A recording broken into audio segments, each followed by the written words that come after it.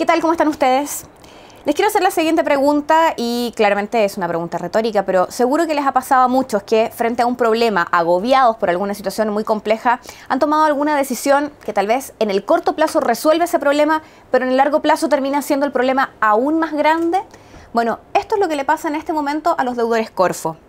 La mayoría de las veces estas situaciones que nos llevan a decisiones desesperadas las vivimos en el lado financiero.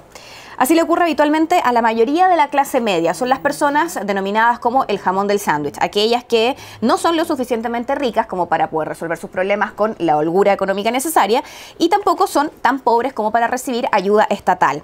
Bueno, son las más perjudicadas, pues deben buscar la manera de obtener recursos, generalmente desde la banca privada, a costos altísimos, convirtiéndose en víctimas de un sistema perverso que los incentiva a un endeudamiento que es sencillamente imposible luego tratar de salir de ahí. Ya pasó con la Polar y está pasando ahora en la educación. En otros países, como por ejemplo Estados Unidos y en otra área, esta especulación financiera llevó a casi la destrucción del mercado inmobiliario, que entregaba créditos hipotecarios de manera indiscriminada al grado de instalar una especie de industria vendedora de humo, entendiendo perfectamente que aquellas personas no iban a poder pagar aquellos créditos que estaban pidiendo. Bueno, volviendo a Chile, esta realidad la viven hoy los deudores del crédito Corfo, como les decía. Es por ello que quiero exponerles algunas cifras para entender exactamente qué es lo que les pasa, lo que están pidiendo y empatizar con 106.000 familias que hoy día están siendo víctimas de esto y que tomaron la opción que se les dio y ahora están presos de ella. No calificaban dentro de los requisitos para usar el crédito solidario, o sea, sus ingresos eran mayores de lo que se les pedía, o bien no estaban matriculados en universidades pertenecientes al Consejo de Rectores, pero tampoco tenían los ingresos suficientes como para pagar sus estudios superiores. Uno se pregunta, ¿por qué no usaron el crédito con aval del Estado? Pues bien, porque este crédito existe desde el año 2005 y estos casos son previos justamente a este año.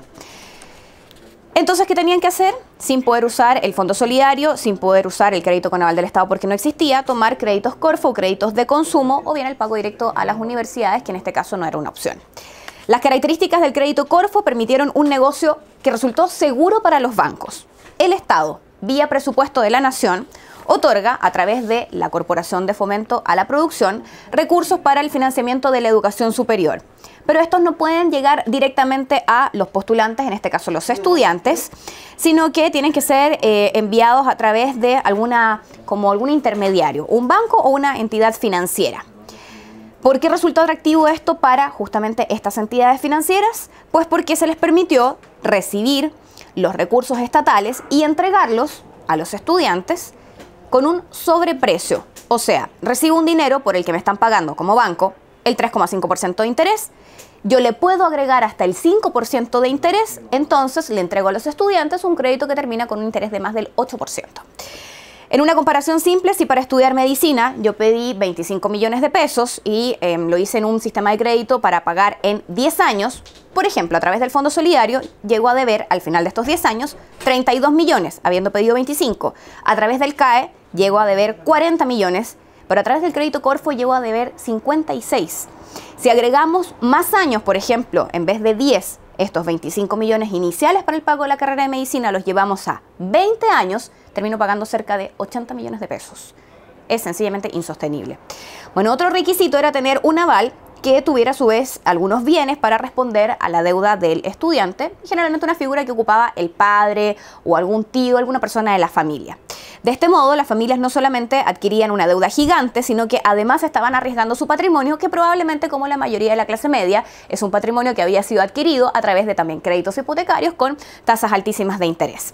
Muchas de estas personas hoy están a punto de perder estas propiedades, sus casas van a ser rematadas, lo que tampoco los libera 100% de la deuda Corfo, sino que alivia solo dependiendo del valor en que ocurra dicho remate, que es lo que va a ir a valer justamente esa deuda. ¿Qué hacer entonces para terminar con este proceso? Primero que todo, entender que para estas personas este crédito, parte de un sistema financiero perverso, fue su única opción en ese momento. Segundo, entender también que es un gran error que esto no haya tenido ningún tipo de regulación, o sea, que se les haya permitido poner este sobreprecio. Y tercero, entender que sí se puede corregir la situación. Los deudores Corfo están pidiendo que se detengan los remates de sus casas mientras se encuentra una solución. Piden también que el Estado, a través del ministro de Economía, se haga parte de la búsqueda de esta solución, que no implica en ningún caso dejar de pagar, sino sacar del medio este cobro excesivo que hoy ahoga a 106.000 familias. Que para terminar de completar el panorama, tiene a muchos estudiantes sin haber terminado sus carreras, trabajando en otras cosas para lograr tratar de terminar de pagar un crédito que es prácticamente infinito y, complicando aún más sus posibilidades laborales, están en DICOM. Entonces, cuando usted escucha hablar de las manifestaciones de los estudiantes del crédito Corfo o de la desesperación de la clase media que lleva a tomar estas decisiones con un crédito del 9% prácticamente de interés, piense que esto también podría haberle pasado a usted y que la solución requiere tanta voluntad como urgencia. Nos vemos en la próxima.